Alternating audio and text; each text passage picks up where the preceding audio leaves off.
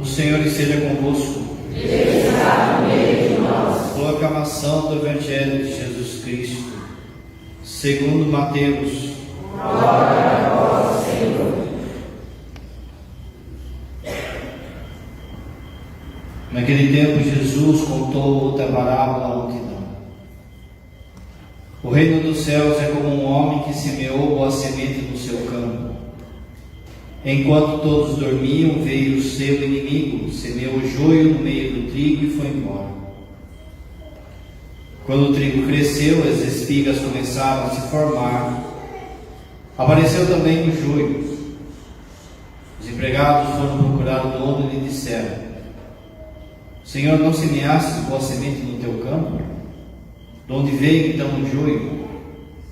O dono respondeu: Foi algum inimigo que fez isso.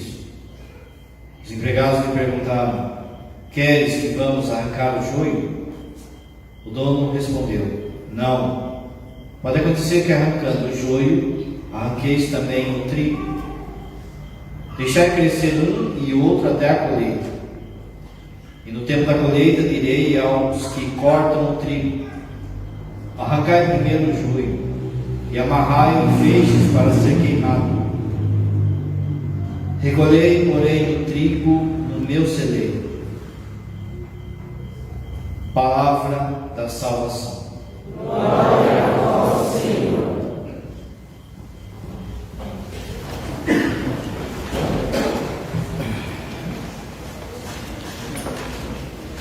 Caríssimos irmãos e irmãs, nós estamos no meio dos discursos e parábolas de Jesus. Semana passada você lembra a parábola das sementes no terreno. Essa semana, não só a parábola do joio, que o padre deu a versão mais breve do Evangelho de hoje, no caso o padre vai falar justamente dessa parábola, mas Jesus conta outras parábolas e explica por que ele usa de parábolas. Depois em casa, quem quiser, leia a versão mais longa. Às vezes o Evangelho tem isso, tem essa possibilidade de se ler na missa a opção longa ou breve. O padre deu a breve.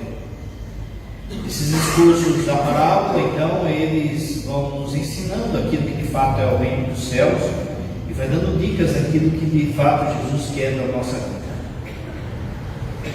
Essa parábola de hoje você vê essa confusão entre trigo e joio.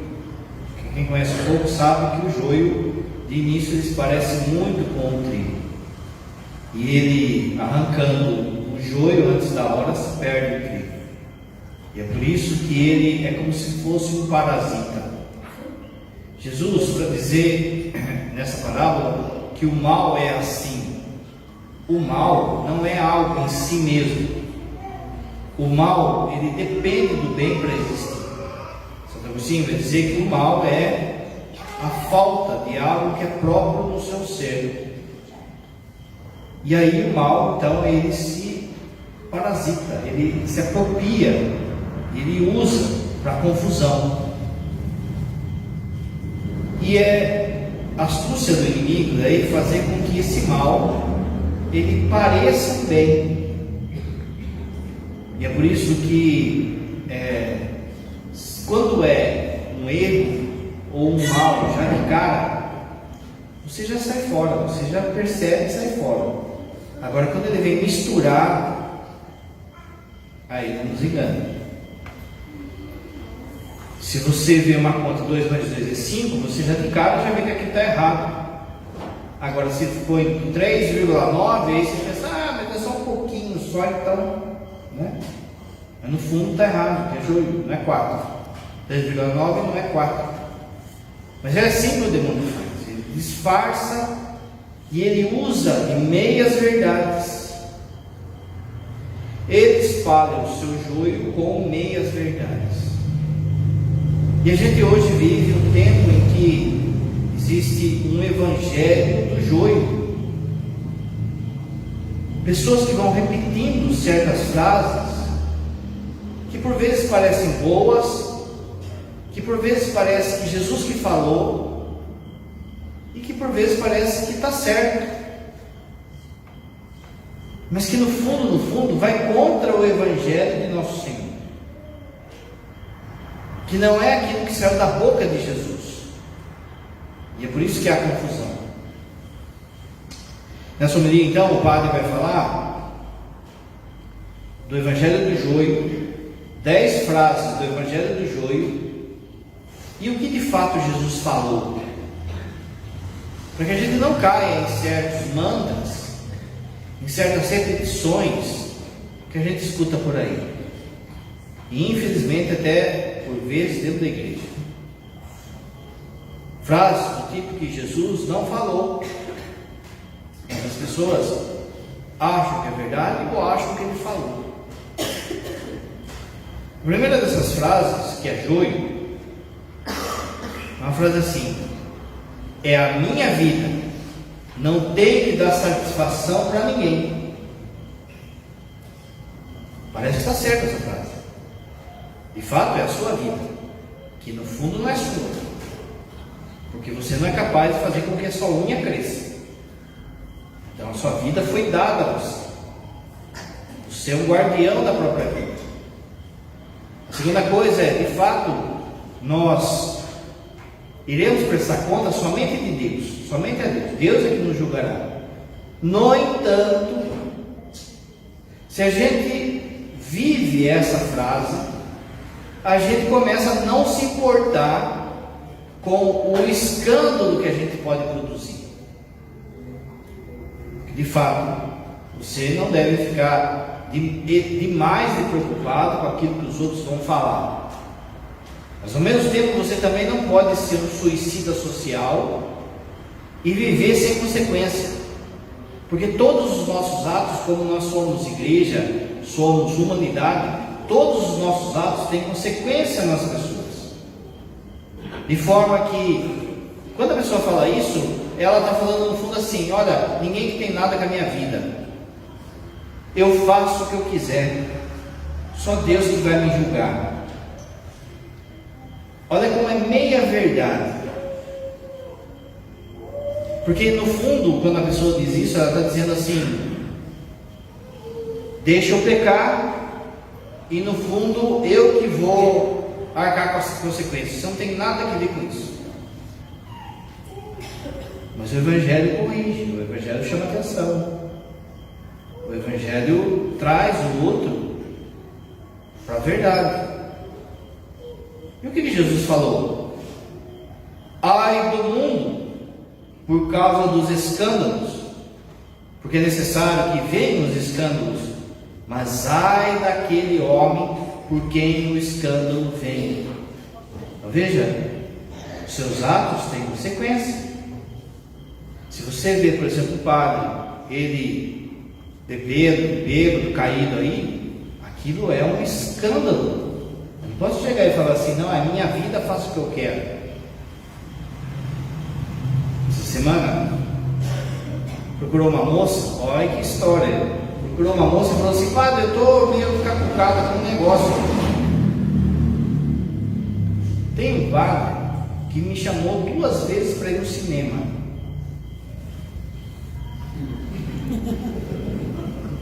Água benta com terra dá barro, né? Mas você vai com quem? Vai com a família? Vai com os amigos? Vai em comunidade? Não, padre, só eu e ele. Veja bem, vamos supor que o padre e a moça, elas têm o coração da Imaculada Conceição.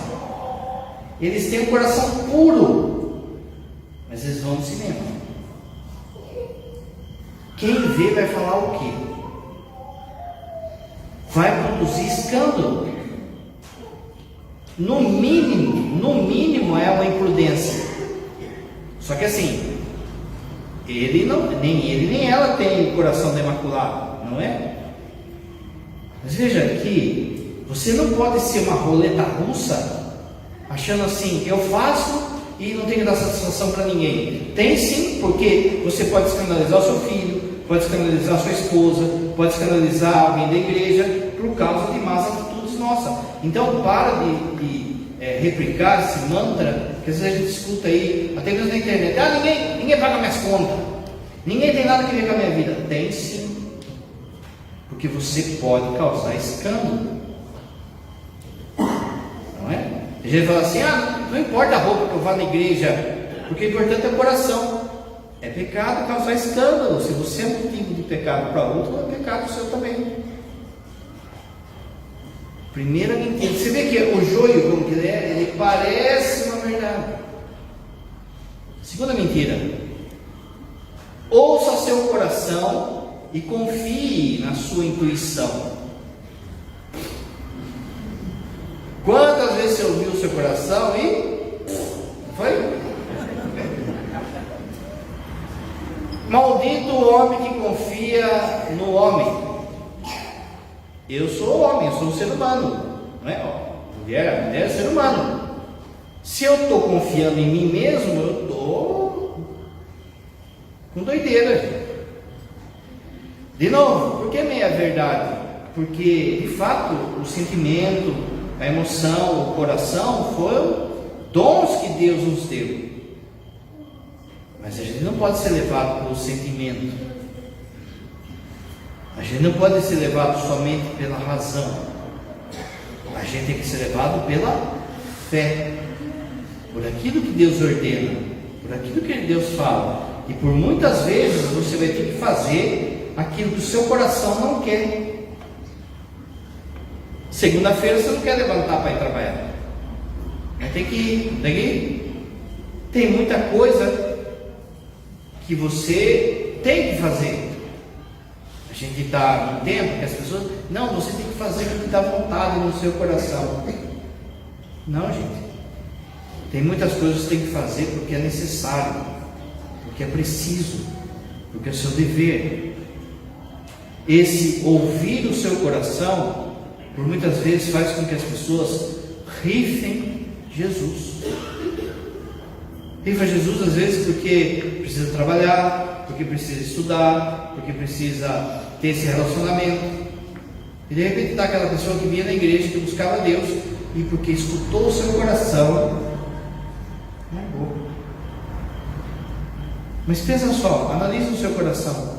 De novo, nem os dois aqui no cinema, que pensaram em ir no cinema, e nem, aliás, o padre que convidou, né? Não foi nem a moça, mas veja, e nem você tem o coração da Imaculada. O nosso coração tem muita sujeira, tem muita enganação. Então como é que a gente vai confiar no nosso coração? Não, gente, a gente confiar em Deus, e é Ele que vai falar o que a gente deve fazer. Olha que Jesus fala: raça de víboras, como podeis falar coisas boas sendo maus? Como é que eu posso ter atitude boa se você olha para o seu coração e vê que tem um monte de coisa aí que não é do reino?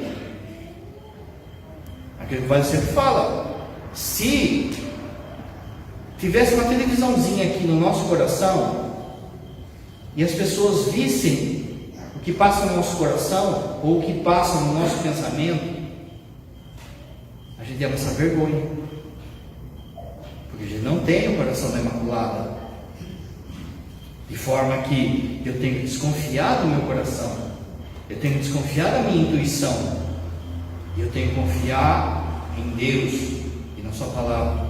Jesus continua dizendo assim: pois a boca fala daquilo que o coração está cheio. Terceira frase do Evangelho do Joio. Essa é uma frase que está na boca da turma, mas que ela vem do fundo do inferno. Tem duas frases aqui que vêm do fundo do inferno. A frase é assim: o importante é ser feliz. Quem que já não ouviu isso, não é? Ah, mas o importante é ser feliz. Assinado o diabo. Essa frase podia ser assim: se te faz bem, que mal que tem? Não estou fazendo mal para ninguém. Veja como é meia verdade. A primeira frase do catecismo diz assim: Deus é feliz em si mesmo. Deus é a felicidade. Deus não precisa de nada nem de ninguém para ser feliz. Ele nos criou para sermos felizes com Ele, porque sem Ele não dá. A frase que é do joio é: o importante é ser feliz. Está faltando um pedaço. O importante é ser feliz com Deus, senão não dá. Quando a pessoa então fala o importante é ser feliz, ela está falando assim: não, mas se eu estou me sentindo bem, se Deus não vai me culpar, Deus não vai me julgar, porque eu estou feliz.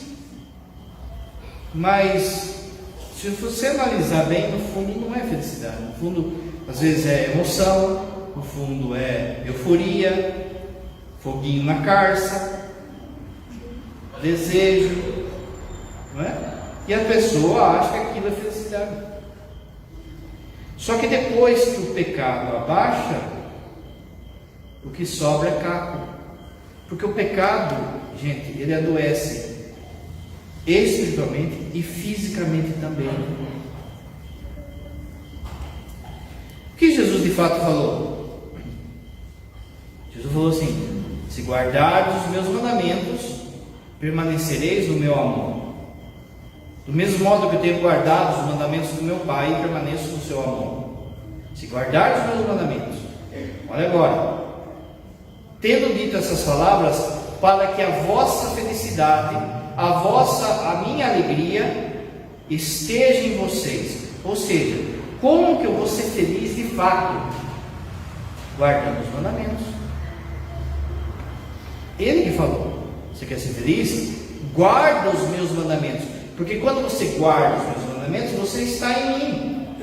E eu sou a felicidade. Mas não, o importante é ser feliz. Se for assim, gente, você não pode prender uma pessoa que violenta uma criança. Porque ele chega lá e fala: não, mas o importante é ser feliz. Alguém que rouba, alguém que mata, alguém que... não, mas o importante é ser feliz. E se eu a minha felicidade, como que faz? Não, gente. Se guardar os meus mandamentos, a minha alegria, a minha felicidade estará em vós. Não dá para ser feliz fora de Deus. Porque não é que Deus é feliz, Ele é a felicidade. Não existe felicidade fora de Deus. Pensa assim, de um modo bem bobo. Deus é 100% da felicidade. Não tem felicidade fora dele. Não tem. Pode ter euforia, entusiasmo, noia, foguinho na carça, mas isso não é felicidade.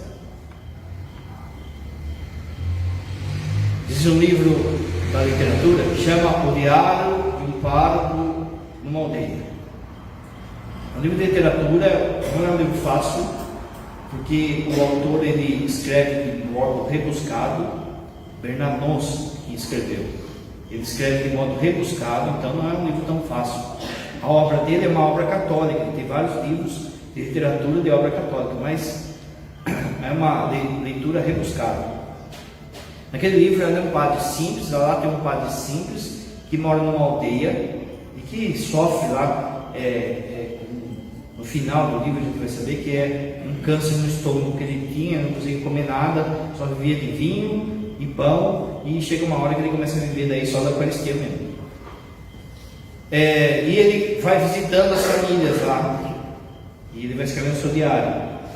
E lá ele conta que ele foi visitar uma senhora rica, uma madame que havia perdido seu filho de 8 meses. 8 meses o menino morreu. E a mulher estava revoltada contra Deus. Como que Deus fez isso comigo? Que Deus é justo, que Deus isso e aquilo.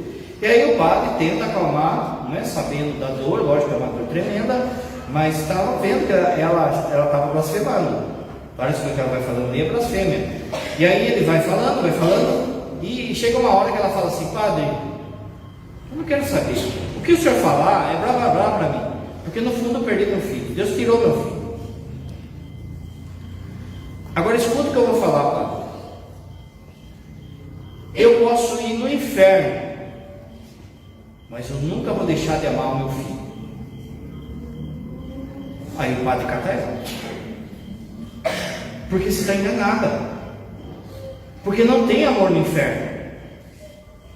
Não tem felicidade no inferno. Não tem jeito de ser feliz fora de Deus. Não tem jeito de ter amor fora de Deus. Ora, se eu não estou em Deus, se a pessoa está no inferno, ele diz assim: se você for para o inferno, seu filho está no céu. Se você for para o inferno, você vai odiar o seu filho para sempre. Porque fora de Deus não dá para ter amor. Ninguém é capaz de fazer amor. Ninguém é capaz de fazer felicidade. Ou a gente dá nele, ou a gente não é feliz, ou a gente não ama. Então, o que vai acontecer? Você vai morrer de ódio pelo seu filho, porque vai ser seu filho que levou você no inferno. Aí ela se dobra, ela fala assim: Padre, mas como que eu faço então para que eu esteja com meu filho para sempre e ame ele para sempre? Só tem um jeito: você ir com Deus. E aí ela se converte, ela pede confissão. Não dá para ser feliz fora de Deus, gente. Ou a gente cumpre os mandamentos, ou a gente fica infeliz. Você percebe isso na sua vida quando você não faz as coisas certas, quando você faz as coisas pela metade. Você percebe que causa infelicidade, causa canseira. Quando você fala, não fazer aquilo que Deus espera que a gente faça traz canseira na nossa vida. Quando você faz aquilo que tem que fazer, quando você cumpre os mandamentos, aquilo traz paz no seu coração. Segunda frase que o padre falou, que sai dos quintos dos infernos, que a turma repete hoje: cada um tem sua verdade. Essa frase é satânica. Se você vem na missa e fala essa frase, você vai parar de falar hoje, porque é joio. Porque para nós não é cada um tem sua verdade. Para nós a verdade é uma pessoa, que não é eu, que não é você. Então nem eu nem você pode falar que cada um tem sua verdade. Eu sou o caminho, a verdade e a vida. Eu sou o caminho, a verdade. Eu não sou uma das verdades, eu sou a verdade. De forma que sou eu que tenho que me adaptar à verdade dele, e não eu dizer o que é certo e errado. Por que o demônio tem feito as pessoas repetirem essa frase? Porque quando a gente repete uma frase dessa, no fundo a gente está se colocando no lugar de Deus. Porque se cada um tem sua verdade, sou eu que decido o que é certo e o que é errado. Sou eu que decido o que é pecado e o que não é. E é por isso que a gente chega na coisa esdrúxula dos dias de hoje, de achar que eu posso dizer: eu sou católico, mas eu acho que isso não é pecado. Eu sou cristão, mas eu acho que isso não é pecado. Meus irmãos, a gente vive em tempos de loucura, onde se nega a verdade objetiva, quanto mais a verdade espiritual. O que significa isso? Tem um escritor inglês chamado Chesterton, que ele vai dizer que vai chegar um tempo em que a gente vai ter que provar que a grama é verde. Já chegou. Aquilo que objetivamente você está vendo, as pessoas falam: não é assim. Isso é sua verdade, a minha verdade é outra. O que é ideologia de gênero senão isso? Objetivamente é uma coisa, mas a minha verdade fala que eu sou outra coisa. E aí a gente tem que negar aquilo que é, não só os nossos olhos estão vendo, mas aquilo que é a própria estrutura da natureza, estrutura da essência das coisas, não só enquanto pessoas, mas enquanto... Repara como a gente vive em tempos, aquilo que os filósofos chamam de pós-verdade, que no fundo, tempo de mentira, tempo de relativismo. Às vezes tem um político lá, está discutindo um político com o outro, e ele sabe que ele não pode falar: você está mentindo. Se ele falar, dá B.O., não é? Então o que ele fala: você está faltando com a verdade. No fundo é um jogo de palavras, mas que vai engamelando. Mas veja como não tem sentido, gente. Se cada um tem sua verdade, por que tem prova na escola? Quando a professora falar um negócio dessa, ela tá perdida. Porque na prova você coloca o que você quiser lá e você vai falar para ela, não, mas isso aí é a minha verdade. Qual é a capital do Japão? Aí você coloca lá, mitocôndrias. Não é? Isso aí é a minha verdade. Se cada um tem sua verdade, por que tem lei de trânsito? Se cada um tem sua verdade, por que não chove para cima? Porque existe uma estrutura do ser que a gente deve obedecer. Essa estrutura do ser, quem organizou é uma pessoa, Jesus Cristo. Eu sou a verdade. Então não sou eu que faço a verdade, sou eu que tenho que me adequar à verdade. Senão, de novo, a gente vê coisas esdrúxulas, do tipo assim: eu sou católico, mas sou a favor do aborto. Eu sou católico, mas eu acho que isso aí não é pecado. Eu sou católico, mas eu acho que sexo é de qualquer jeito, de qualquer forma. Meus irmãos, olha só. É a palavra de Deus que a sexualidade só é justa vivida dentro do casamento. Fora disso, em qualquer situação, é pecado. Mas eu não acho. É como se estivesse falando 2 mais 2 são 4, o cara fala assim, eu não acho. Né? Mas a gente está nesse tempo. Carta aos Gálatas. São Paulo vai dizer que vai chegar um tempo em que a doutrina vai doer no ouvido da turma. Já chegou. Vai chegar um tempo, ele vai dizer, que ainda que um anjo viesse e proclamasse um evangelho diferente do que os apóstolos pregaram, você não aceita. Mas como o padre falou, infelizmente até mesmo na igreja entrou esse cada um tem sua verdade.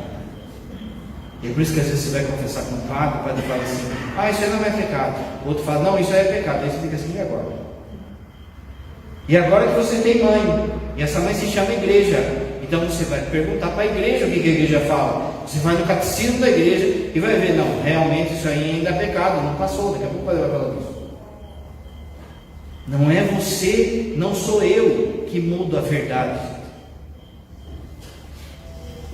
Eu não posso, no sentido de, na ideia de acolher as pessoas, eu colocar a verdade debaixo do pano. Quando Jesus estava fazendo seu discurso da Eucaristia, muitos foram embora porque não acolheram aquela verdade. E Jesus não voltou atrás porque perdeu de si. A verdade, ela é muito maior do que nós. A verdade nos vence. 2 mais 2 são 4. Você vai morrer e vai continuar essa conta. Quanto mais as verdades que vêm da boca de Deus. Então não sou eu que mudo a verdade. Não é porque todo mundo está fazendo.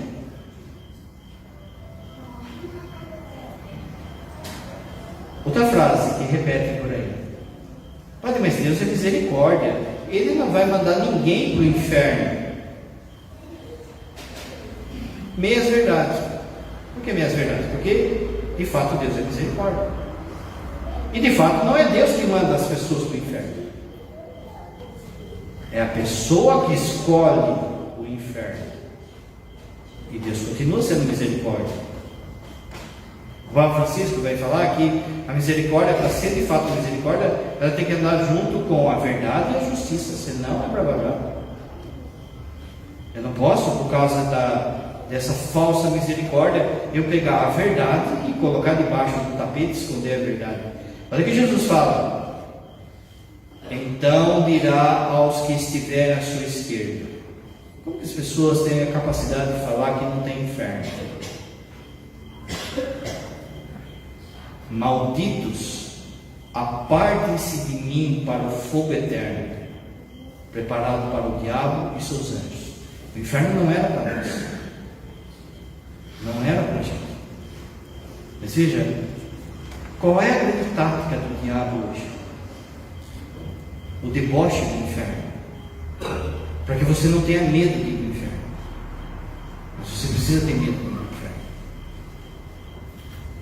São Francisco de Sales vai falar dos graus de santidade. Ele vai dizer assim: o primeiro grau de santidade é aquela pessoa que faz as coisas com medo do inferno, que já é bom, já não santifica. O mundo está assim porque o povo perdeu o medo do inferno. A segunda coisa São Francisco de Sales vai dizer, é fazer as coisas pensando no céu. É melhor do que o primeiro, mas ainda não é perfeição. O terceiro ponto da santidade ele vai falar, e aí não é tão fácil de fazer, apesar de a gente achar, é fazer as coisas inteiramente e livremente por Deus, simplesmente por amor por Deus. Ou seja, esse primeiro degrau do medo do inferno, você tem que ter.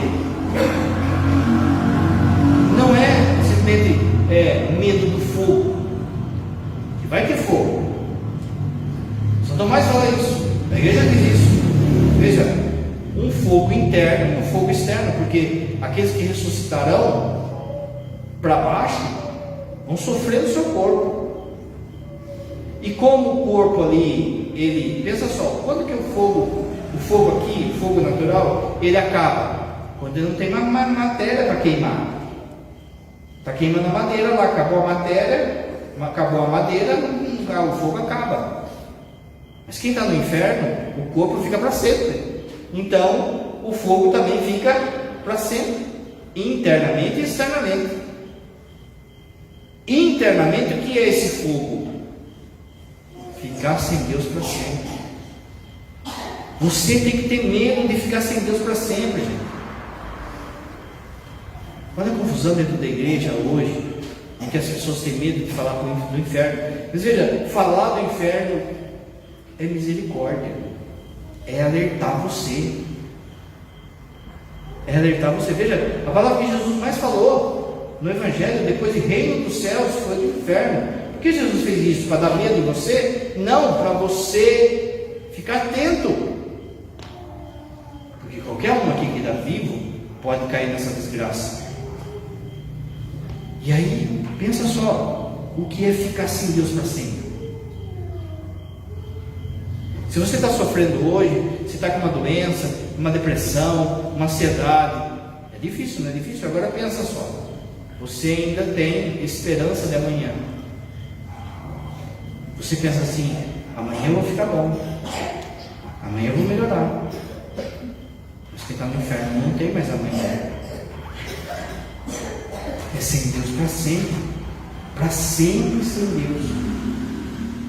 Daqui a pouco a gente vai celebrar Santo Inácio Loyola. Santo Inácio Loyola, quando faz os seus exercícios espirituais, a primeira meditação que ele pede para que a gente faça é: e se eu for para o inferno? O mundo não tem mais medo do inferno. Você veja, é capa de disco, é seriado, é cinema, é comercial, é deboche que se faz no inferno. Parece que no inferno que é legal, né? Fica lá festança, fica churrasco, amanhada, tal e coisa e tal. E o céu, aquela coisa chata, né? Anjinho tocando arma, aquela coisa toda. E o inferno sempre o malandrão, o esperto. Porque é tática do inimigo já para você não temer o inferno. Esse inferno não dá medo. Agora é duro quando o joio é falado dentro da própria igreja. Meus irmãos, o inferno e o demônio não é a principal pregação da igreja, mas ela faz parte. E é preciso colocar você diante da verdade e ver que há um perigo sim da gente se perder. O Papa Bento vai falar assim, que falar que não tem inferno é a mesma coisa que dizer que no dia da ceia eterna, a hora que a gente estiver no céu, vai sentar na mesma mesa a criança que foi violentada com o violentador. E eles vão sentar ali como se nada tivesse acontecido. E aí ele vai falar, eles podem sentar na mesa eterna? Podem, desde que essa pessoa tenha se arrependido. Por vezes a gente acha que esse perdão de Deus é barato. É simplesmente Deus, como se fosse um ponto negativo, sabe? Quando você tirava ponto negativo na escola, você ficava fazendo bagunça lá. Qual que é o seu nome? Aí botava um ponto negativo lá. Depois você ficava chorando para a professora. Professor, tira, ela pegava, tirava e pronto. Não é assim. Custou caro. Quando Jesus vai e perdoa a pecadora, lembra? Vai em paz, teus pecados estão perdoados, nem eu te condeno, mas não torne a pecar. Não é simplesmente um ponto negativo que tirou, pode ir embora que eu tirei seu ponto negativo. O que aconteceu ali? Aconteceu que Jesus falou assim: daqui a consequência do seu pecado para mim. Esse pecado que você fez, pela palavra, você tem que morrer. Mas não é você que vai morrer. Quem vai morrer no seu lugar sou eu. Pode ir em paz. Quando você vem confessar, é isso que acontece. Quando você vem confessar e se acusa e fala ali, se fosse, por exemplo, ser levado em conta o pecado, a gravidade do seu pecado, era inferno. E não só inferno, era como se o padre falasse assim: acabou sua confissão, acabei. Então, vai lá no fundo que vai ter a pastoral do apedrejamento. E aí você vai ser apedrejado e daí fica de boa. Por que você não é apedrejado? Porque Jesus fala assim: daqui esses pecados, eu vou morrer no seu lugar. E ele morreu. Padre, mas Jesus viveu antes de mim. Para Deus não tem tempo. Repare então que não é ponto negativo ou ponto positivo, há uma consequência. E a gente tem que ter esse receio. Olha, se eu fizer essa traição, se eu deixar de vir na missa hoje, se eu roubar isso aqui, e se de repente depois eu morro? Você já pensou? A maior riqueza que você tem hoje se chama vida da graça. É quando você não está em pecado grave. Agora olha como as pessoas têm tratado a vida da graça. Por qualquer coisinha, não vem na missa, que é pecado grave faltar. Por qualquer coisinha, já bebe, já fica bêbado, já adultera, já cai em pecado de sexualidade. Todos os pecados de sexualidade são graves, todos.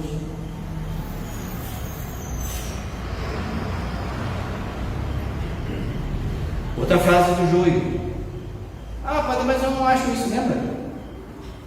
Pergunta para sua mãe, que se chama igreja. Vai no catecismo e vê se não é isso que o padre está falando.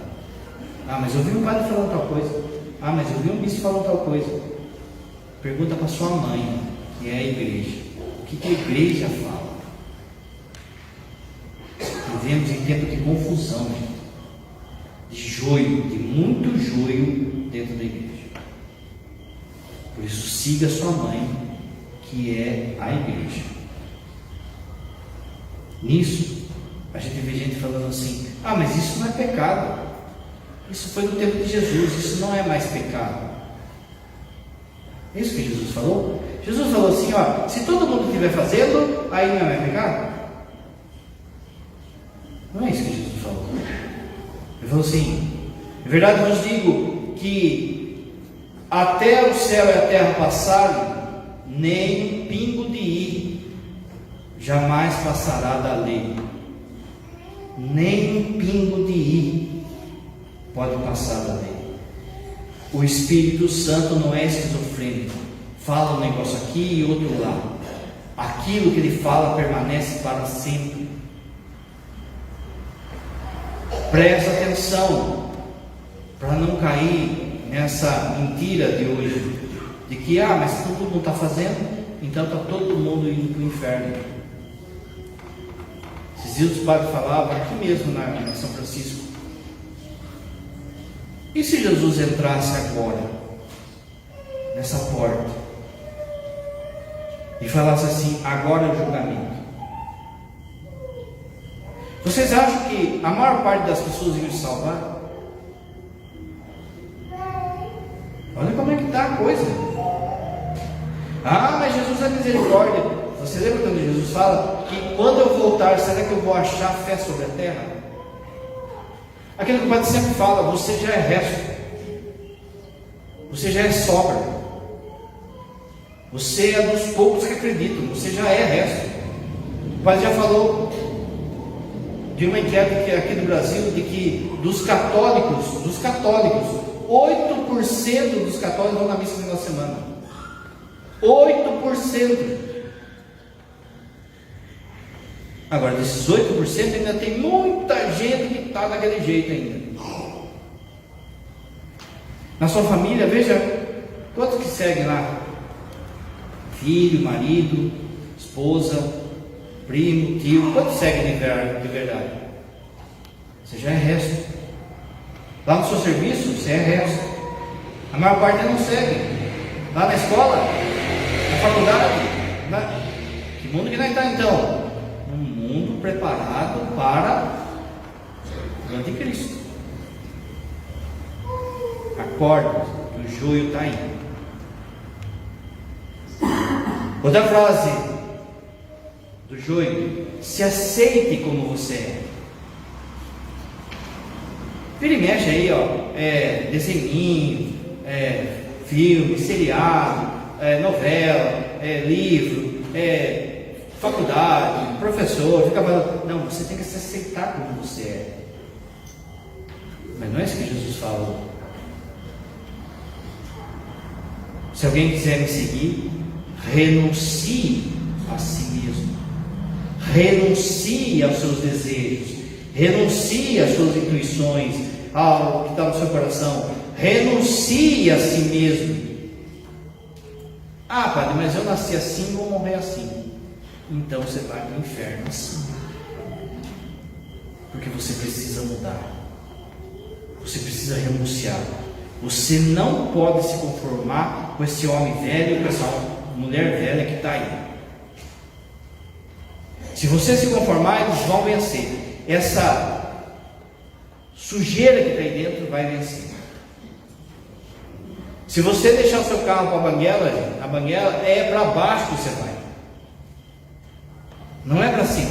Para cima precisa de um esforço. Você precisa lutar. Mas não, você aceite como você é. Só faltou o demônio assinar isso. Nenhum santo se conformou com aquilo que ele era. Nenhum santo. Olha São Francisco, o que ele era? O que São Francisco era? O que Maria Madalena era? Hoje em dia Maria Madalena, o que ela era? O que era uma Santa Clara cheia de mimo, cheia de riqueza, preocupada com a beleza?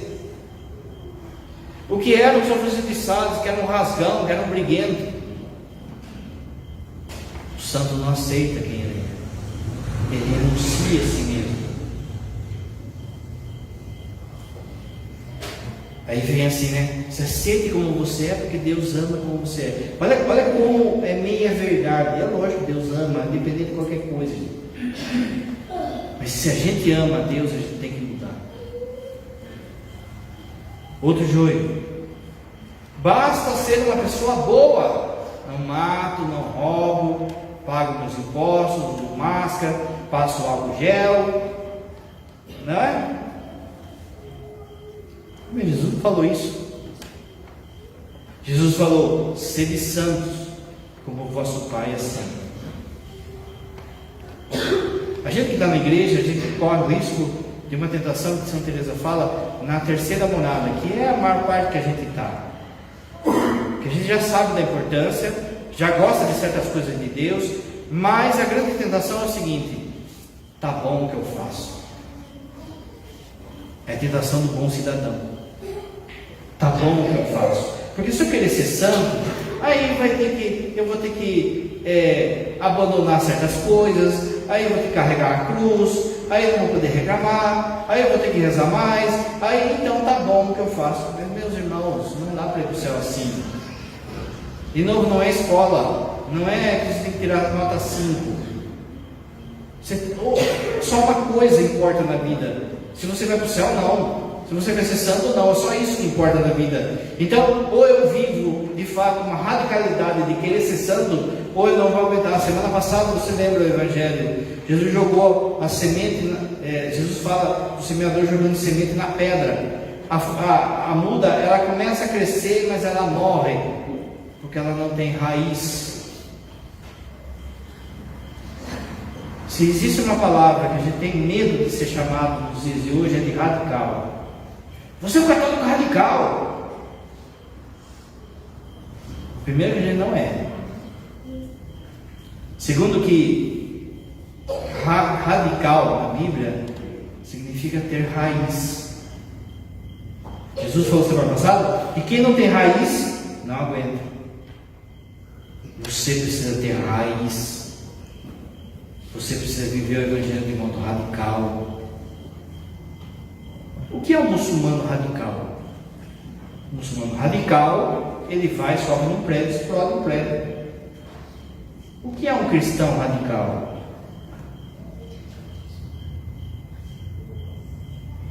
Os santos. Não é? Quando você olha para a sua vida de oração, você pode achar que está fazendo muito já. Quando você olha para as pessoas da sua família, para as pessoas do seu trabalho, para as pessoas da sua escola, da sua faculdade, você pode achar que está fazendo muito. Então não vou exagerar para não ser radical. Mas não é para a turma da sua casa, da sua família, do seu trabalho que você tem que olhar. Porque eles não fazem nada. Então o pouco que você faz vai parecer muito, vai parecer exagero. Para que você tem que olhar? Para quem chegou lá. Para quem já é santo. Sede santos, a palavra é um mandamento, Deus está mandando. Sede santos como vosso Pai é santo. Quando alguém fala que você é radical, você pensa assim: se eu sou radical, São Francisco é o quê? Se eu sou radical, o Padre Pio era o quê? Que rezava 30 terços do dia. João Paulo II é o quê? Ele não é nada no filho do pão, gente. Não é nada. Mas a tentação nossa é: tá bom o que eu faço? Já vou na missa domingo, pago meus impostos, vou se esquivando de fazer uma maldade ali ou outra, mas não tenho vida de oração, não tenho vida eucarística, não tenho vida da palavra, não quero de fato ser santo. Ou a gente é santo, ou a gente não é nada.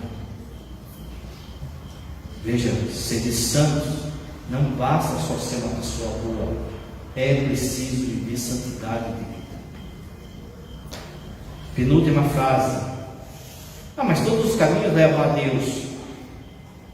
Não, gente. Só um caminho leva a Deus: Jesus Cristo. Eu sou o caminho. Olha o que ele fala, olha o que é o Evangelho.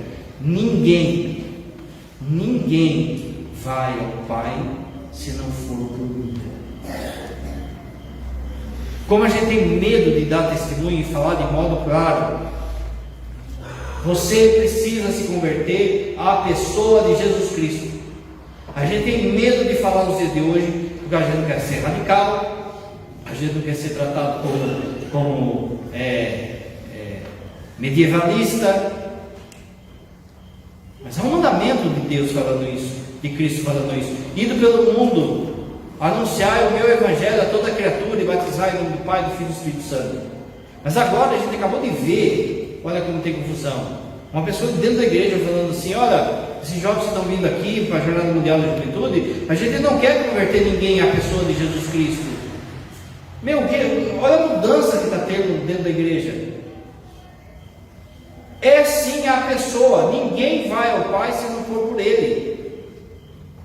A gente tem um receio de falar de Jesus, a gente tem um receio de dar testemunho da pessoa de Jesus, a gente se incomoda com as coisas de Jesus, a gente se incomoda de: está frio na missa, mas está calor, mas está demorando, mas isso, aquilo outro. Se a gente não aguenta ficar na casa dele, como é que a gente vai aguentar ficar no céu?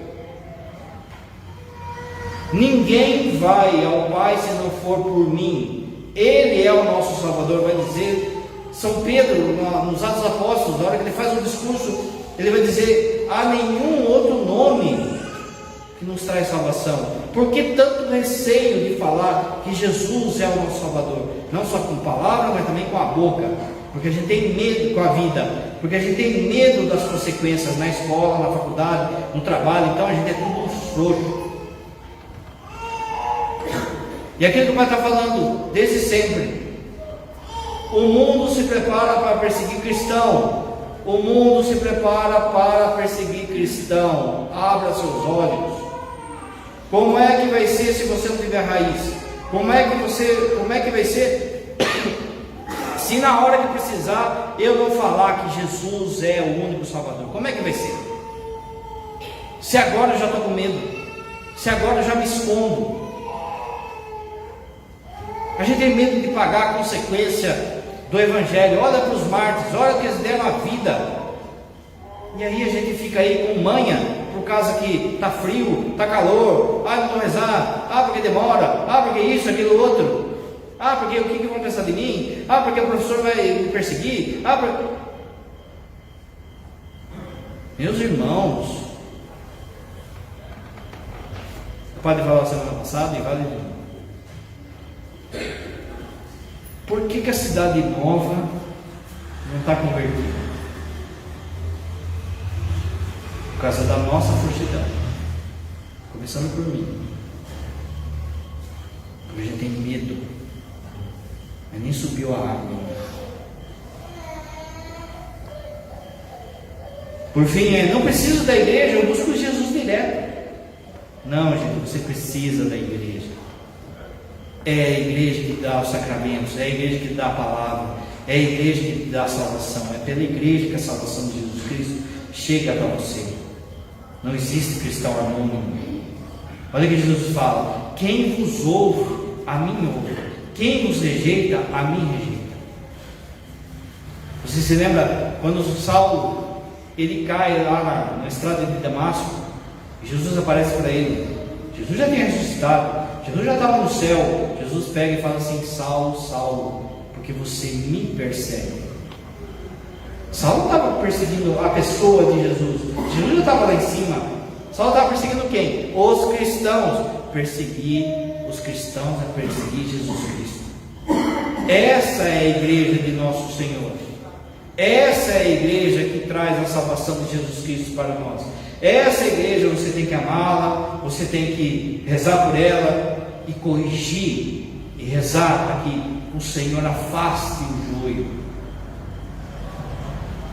Porque deixa eu dizer para você, de 8%, na hora que a água subir ainda é muito. Ainda está muito 8%. Essas são 10 frases do joio. Mas o padre vai dar um bônus para acabar. A frase do joio é assim: o feminismo favorece as mulheres. O feminismo arrebenta com as mulheres. Qual é o evangelho de fato? Todas as gerações me chamaram bem-aventurado. O modelo de mulher não é a Frida, não é Simone de Beauvoir, não é a Xuxa. O modelo de mulher é a Virgem Maria. É nela que você, mulher, você jovem, tem que se espelhar. Para de achar que tudo é força do patriarcalismo, do capitalismo, e disso, aquilo, outro, e você vai ser massa de manobra. Aquilo que o próprio Lenin vai falar de o idiota útil. A pessoa, você, e aqui entra também nós homens, a gente tem que se espelhar, é a Virgem Maria. Você se lembra que a passagem vai dizer que ela guardava tudo no seu coração. Guardava o quê? O Evangelho da verdade, e não o joio. Abra seus olhos, o joio está aí. Creio em Deus Pai de todos.